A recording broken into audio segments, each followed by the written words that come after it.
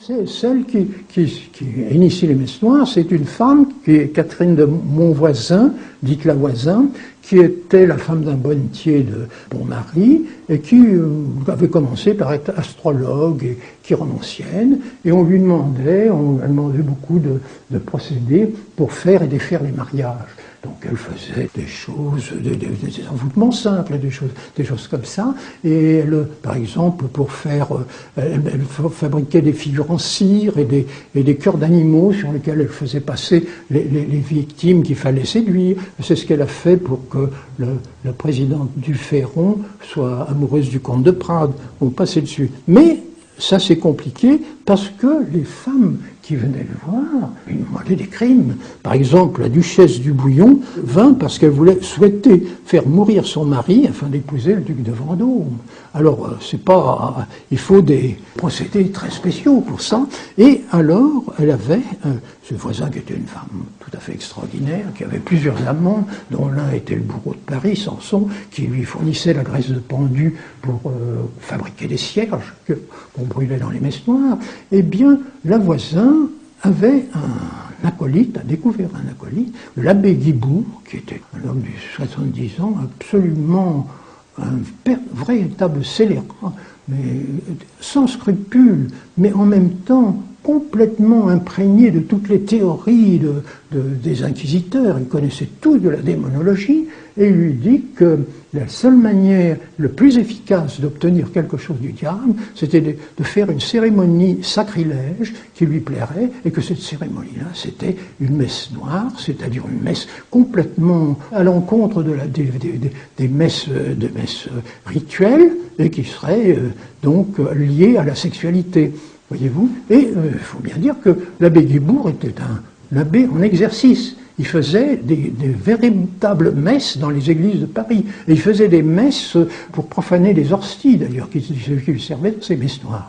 Alors, la messe noire, telle qu'elle est organisée, je vais vous dire comment ça se passait. La Voisin avait naturellement un réseau de complices, un réseau de comparses, d'exécutants, des femmes d'ailleurs assez extraordinaires, des hommes qui étaient non seulement des aventuriers, mais qui étaient aussi des gentilshommes qui se passionnaient pour la magie, prêtres. Alors, la messe noire, telle que l'abbé Guibourg l'a mis en usage, se célébrait sur une femme nue où il plaçait les objets du culte. Une seconde femme devait l'assister et lui passer le bassin contenant le blas.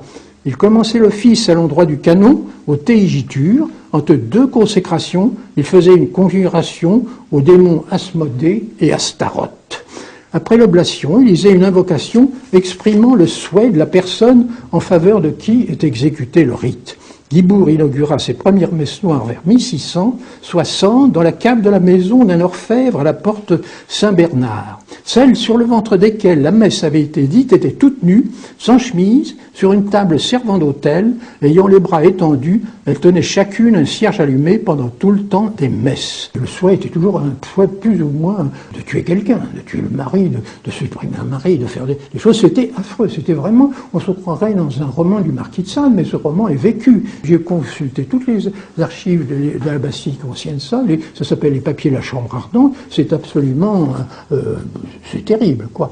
Alors, parmi les femmes qui se lèvèrent toutes nues à la messe noire, il y eut la duchesse de Vivonne, espérant ainsi faire mourir Colbert et revenir Fouquet. Là encore, c'était pas seulement des gens du peuple qui donnaient là-dedans, c'était au contraire les gens de la haute société qui voulaient profiter de cette magie sexuelle noire et diabolique. Alors, je raconte toutes sortes d'anecdotes que j'ai vues, et je dis que le pire, c'est que l'abbé Guibourg recourut à l'infanticide pour augmenter l'efficacité du rituel. Avant l'invocation, il procéda au meurtre d'un enfant dont le sang était recueilli dans le calice et les viscères mis à part. Donc, Guibourg employait le plus souvent des nouveau-nés que leur mère offrait aux démons, comme fit la Méline près d'accoucher. Donc, vous voyez, il y a toute une espèce de commerce qui se fait. D'ailleurs, il y a eu des inquiétudes. On a vu des enfants disparaître sous Louis XIV. Et ce règne de Louis XIV qui nous apparaît à travers Versailles, que l'on présente comme pompeux, est au contraire un règne absolument où se passent dans l'ombre des choses effrayantes et que ça a duré plusieurs années, n'est-ce pas? le plus célèbre, c'est la duchesse de Montespan, naturellement, désirant devenir la favorite de Louis XIV. Et donc, elle a été sa cliente pendant plus de 5 ans, la cliente de Lavoisin, et elle a commencé parce qu'elle voulait que Louis XIV cesse de s'intéresser à la Vallière. Pour ça, Lavoisin lui a donné des poudres d'amour, a donné à Louis XIV, donc elle n'a pas du tout commencé par les Messoirs. C'est seulement après, un peu plus tard, et la Montespan était très reconnaissante, elle a dit que comme la Vallière a été évincée, elle a considéré ça comme une réussite, comme un triomphe de Lavoisin. Et quand Louis XIV s'est intéressé à Madame de Fontanges, alors là, elle a voulu, ça devenait très sérieux, elle a voulu qu'il l'élimine, vraiment la faire mourir.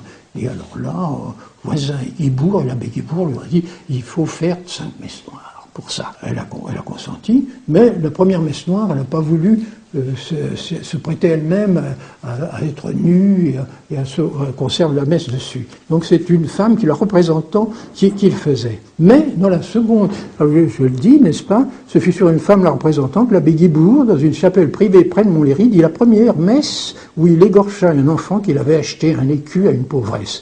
15 jours après, il répéta ce genre de cérémonie avec les 2 mêmes participants dans une maison de Saint-Denis. En janvier 1969, alors là, la Montespan intervient. Entre 10h et minuit chez la Vaison, la Montespan laissa célébrer sur elle-même la 3e messe noire, le visage masqué, ses cheveux blonds déroulés, la favorite étendit sa nudité plantureuse sur un mantelac recouvert d'un drap mortuaire, au milieu d'une pièce tendue noire, illuminée par des cierges faits de graisse de pendu. Guibourg, portant un habit sacerdotal blanc brodé de pommes de pin noires, mit un linge sur le ventre de la Montespan pour accomplir dessus son office habituel, y compris l'égorgement d'un enfant, et lut l'invocation se terminant sur ce vœu que la reine étant répudiée, je puisse épouser le roi. Il restait 2 messes à organiser, mais la Montespan ne voulait pas s'y prêter. Une fois ça suffisait. Et les messes ont été célébrées sur le ventre de Lavoisin par Guibourg pour la Montespan, ce qui prouve que Lavoisin croyait absolument à ce qu'elle faisait, parce qu'elle aurait pu prendre l'argent et ne pas faire ça. Elle l'a fait, donc les 5 messes ont été faites, et tout ça c'est dans les papiers de la Bastille, c'est une chose tout absolument irréfutable.